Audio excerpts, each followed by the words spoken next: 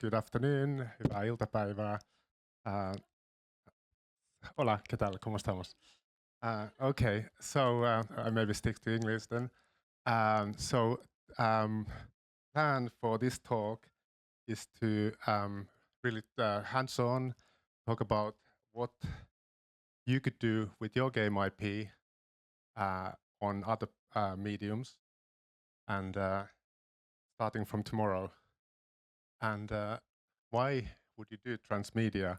Basically, the key questions or reasons why you would do something on different platforms is to find different audience, bring audience to your game, and also expand your lore, your canon, your whole thing, things that you can't maybe tell in your game, might be able to tell with animation or a live action show or a graphic novel.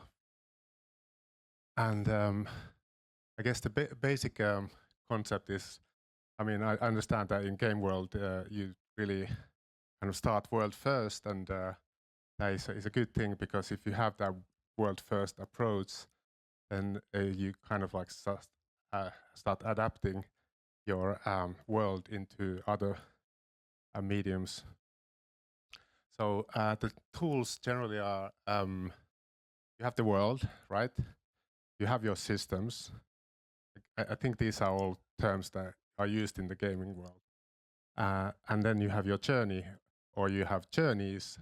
So you can have your journey in the game. You might have a different journey in your graphic novel. You have another journey for your animation show, and so on. And well, then there's the powers, and so on. So you have all the tools. So it shouldn't be too difficult. Before we dive into the case studies, I want to say a few things about the kind of why would you do this. So I believe that it's something that can extend the lifespan of your IP. It can help find new audiences, and it also opens new funding opportunities, new ways to expand in funding wise, and also like you're more ready for licensing and merge. Okay. So the first case study is Joy Eternal Divine Consultants, Joy Nadir universe. Let's call it Joy Universe. So it started with a motion comic web series, and then with a full-blown animated TV show, and then continued with a graphic novel. And the next steps we'll soon find out. Not in this presentation though, but in the future. Okay, so Joy Eternal, basically adventure comedy in a corrupt afterlife. Now streaming in Finland, in Spain, and in Canada. And it's targeted to young adults, tweens, and teens. And I'm gonna show you how, I'm trying to target this to like someone that works in the games, and how it's different create a linear story such as animation. So this is a very hands-on. Step one, you have the script, right? So everything you have in the script needs to be in a way that can be seen or can be heard, or both, and anything else is basically unnecessary.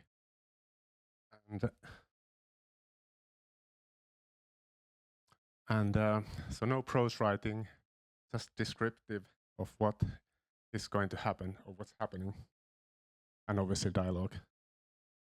Okay, so typically next stop is someone breaks down the script. Could be someone in the production department, but also the director. And usually the director also makes the first pass of translating the script into some sort of images. Can be very rough, there might be 3,000 of them, those images, so you're not gonna spend too much time on each one.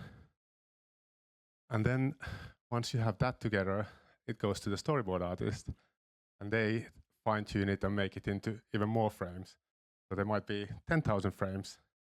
That is kind of the blueprint of your show. But in order to actually know what's going to happen in the show, you need an animatic.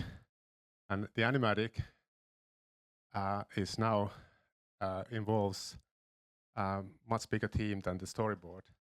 You need actors, voice actors. So to find the right talent, you need casting.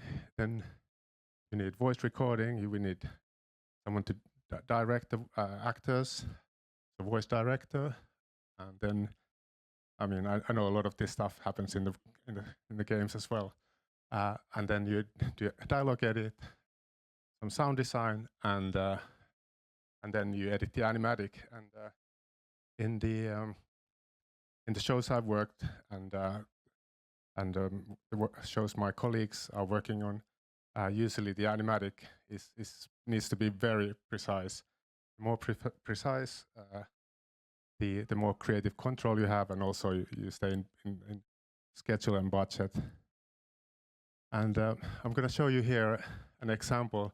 It's not actually a perfect example. It's not the best part of storyboarding in the Joy Eternal show, but I'm going to show it to you, and you can see how much it looks like the final show. Let's see this. I'm not sure if the sound's going to work.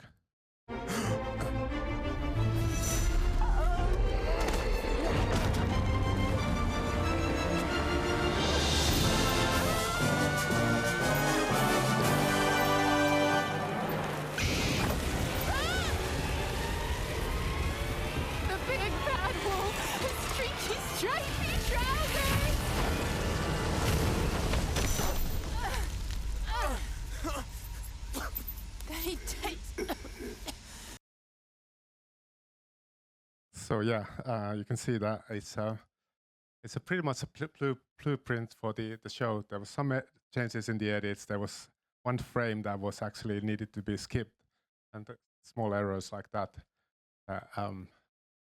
was fixed in later. But basically, for the animation, you need to have really good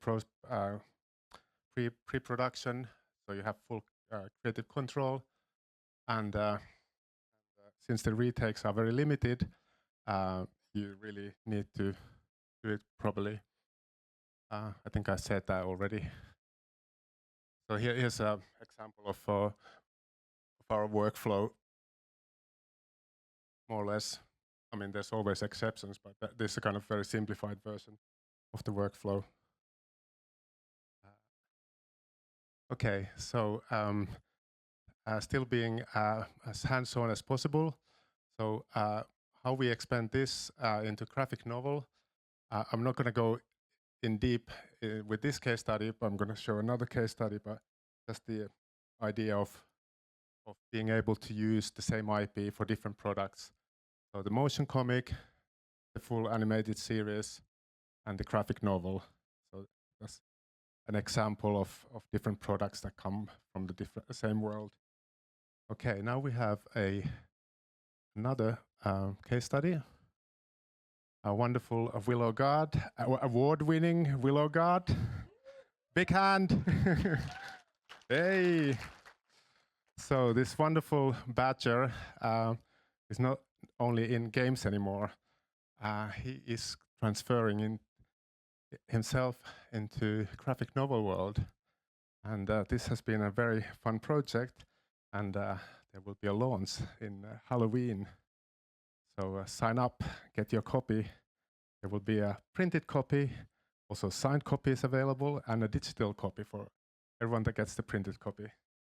Okay, so I'm going to do the same workflow. Might get boring, but I do it a bit quicker.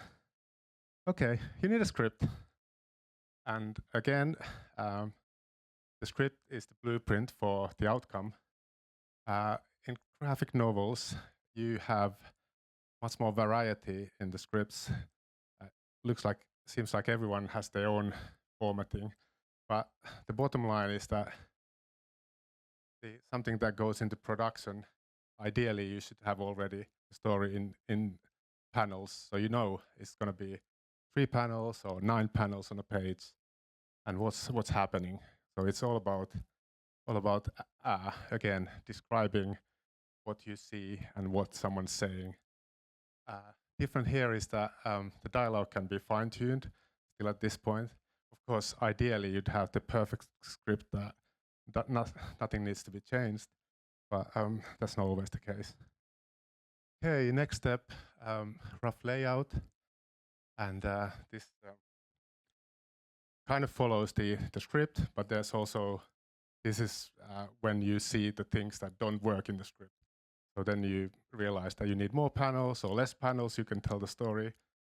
And here it's really sketching style illustration, but in this case we used some volumes so you can see the darkness and the light and so on. And then next step, we add more detail with pencils. This can be, some artists do this like really detailed.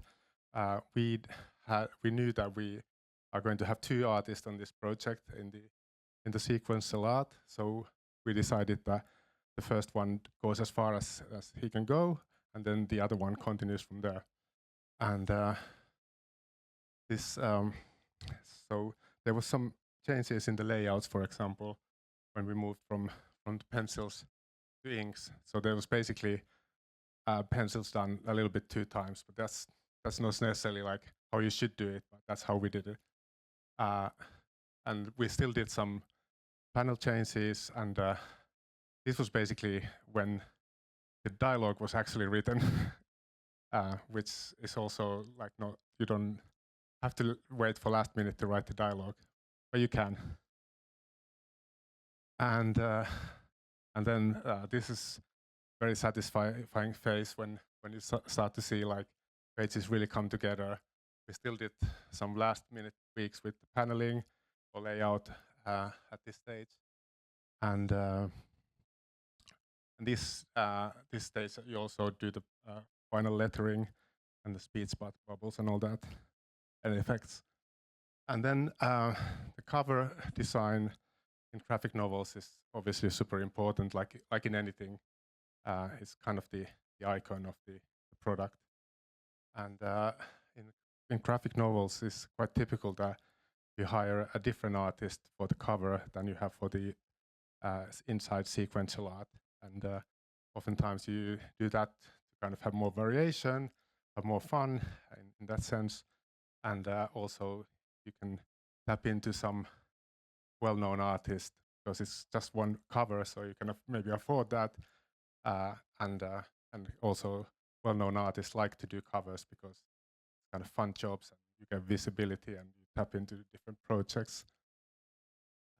Okay, so here's an example of the sketches.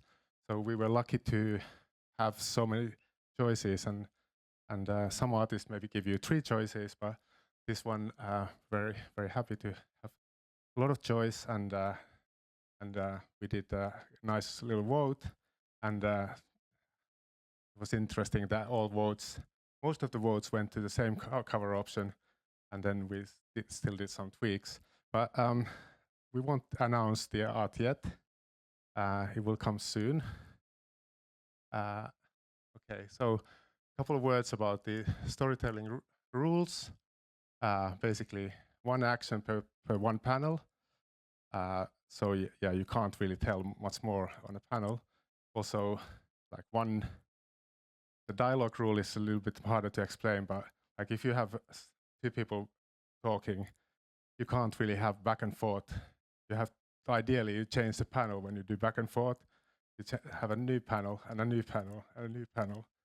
So it's a little bit like television storytelling when you have like a over-the-shoulder shot, and then you cut to the other over the shoulder and back.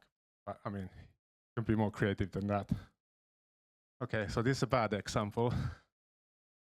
don't dump exposition, don't have too much dialogue. Okay, so takeaways. So, for example, in case of Willow God, there's a wonderful, very rich and large lore to the to the to the whole world, but in a short graphic novel, you can't tell it all. So you really have to work on the scope and decide on the scope that you can bring it to life in those pages. And I think that's the key takeaways. Okay, I'm going to move on to the next case study. Okay, this is also my T-shirt.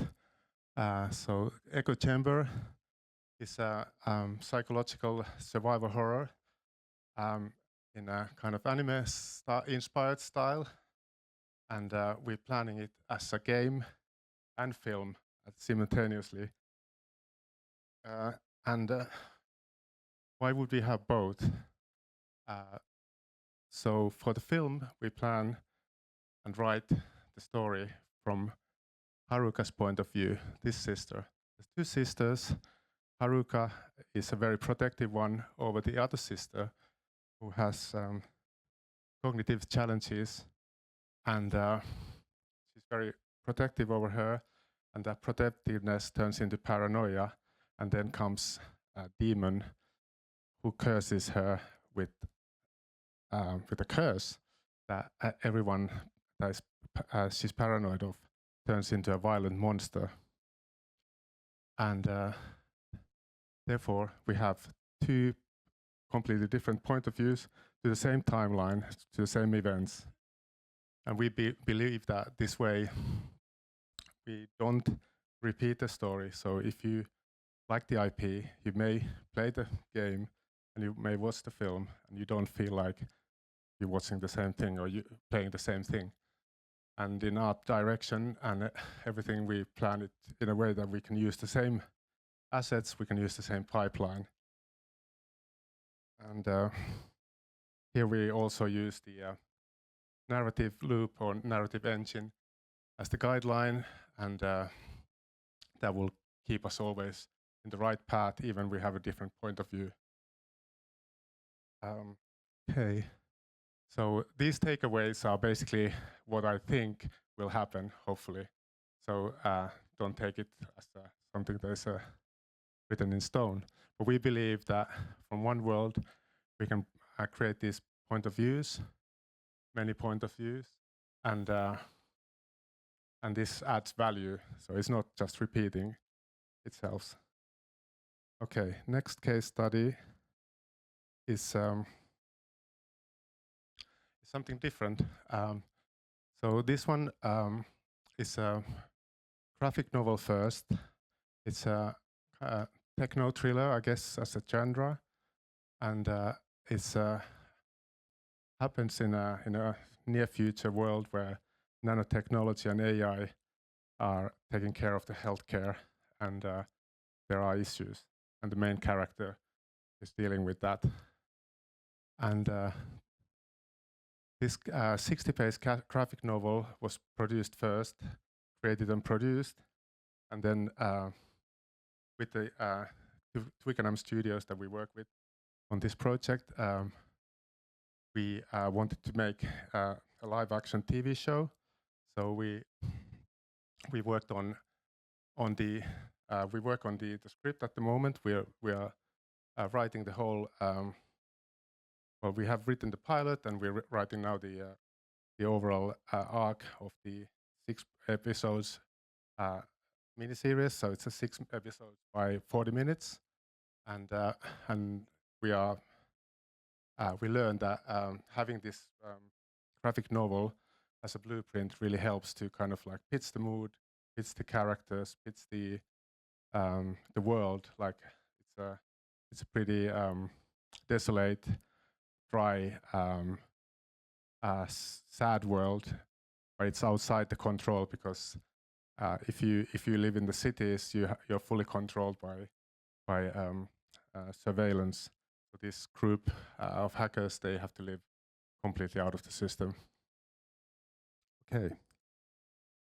Next, I'm going to do like quick case studies of our approach. And this is another project that is in development. And in this one, we believe that this kind of world of young children, teenagers trapped in a world of violence, gang violence, we can tell important stories whilst being very entertaining and creating world and characters that are maybe familiar from other shows and other worlds in the more anime-driven genre. And here we're hoping to find a way to work around from like characters and world building and turn it into probably a webtoon first and or a game or at the same time, and we look like as a like a feature film. We see more like end game for this kind of project, because it's not necessarily the first project to be lifted with public money in terms of film, especially in these days. But at the same time, we've received really good feedback from the gaming side of things, and also like in terms of graphic novel or webtoon. So this is something that I'm very happy to kind of hear your ideas. I can show more things. Also, like would be great to hear input. Like, if you had this world and characters, what kind of game would you want to see this to take place in? Okay. Another project also born with kind of transmedia DNA. It started as a feature film script. Well, actually, to go all the way back, it started as a interactive narrative project with a different name, and we worked with YLE back in the day on this, and then we started developing it into a darker direction, and so Killing Time was born. So basically, in this world, everyone who turns 14, they have a smartwatch installed in their wrist, and if you have a job, your watch is green, the watch face is green color, and you're safe as long as you have a job. And if your watch is red, that means you don't have a job, and you have a counter. You have 300 days to find a job. And it's okay, 300 days to find a job. There is no jobs, but you still have time to find one. And if you don't, the watch will kill you. And if you try to take the watch off, it will kill you also. So this is kind of the moral setting for our main character. So she has to start kind of improvising. So the world rules are pretty much survival, and the powers you can do is like steal, lie, bluff, hack, like nothing very highly moral. But I mean, at the face of survival, I guess you're ready to do anything. And this is kind of the main aspect of the IP, the moral dilemma, and the dystopian world, which is not so dissimilar to our worlds in a way. And this one, we're also kind of exploring the best ways to go about it. We have a graphic novel pilot, and that is where we are approaching publishers. We're going to the Frankfurt Book Fair with this and other projects from this presentation, and that way kind of like expanding our IPs into publishing, and seeing like what's the feedback from the publishers, and if we could work that way first, or whether we push more into the animation side of things. But we're thinking of short animation, since this is something that I believe could work well on, for example, on vertical format, since uh, it's film noir style and the aesthetics itself could lend very well into that kind of storytelling. Also happy to hear any feedback on like um, this kind of why I wanted to show projects that are definitely in development. We have pilot material, we have tons of material to show, and but we're still ourselves as well figuring out how to do this and what platform and which platform picks the things first. It's also part of the the show. Okay, some takeaways. Okay, this is not our IP, but I guess something you guys know. Uh, so I guess the big questions are like, are you ready to, or is your IP ready to spin off? Can you create spin-offs from the IP, or is it like too locked, or is there a kind of a narrative loop that you can create from around the world of your IP? And then the scale of things. I mean, now everyone knows the Star Wars uh, um, Transmedia universe, but I mean, they also started small.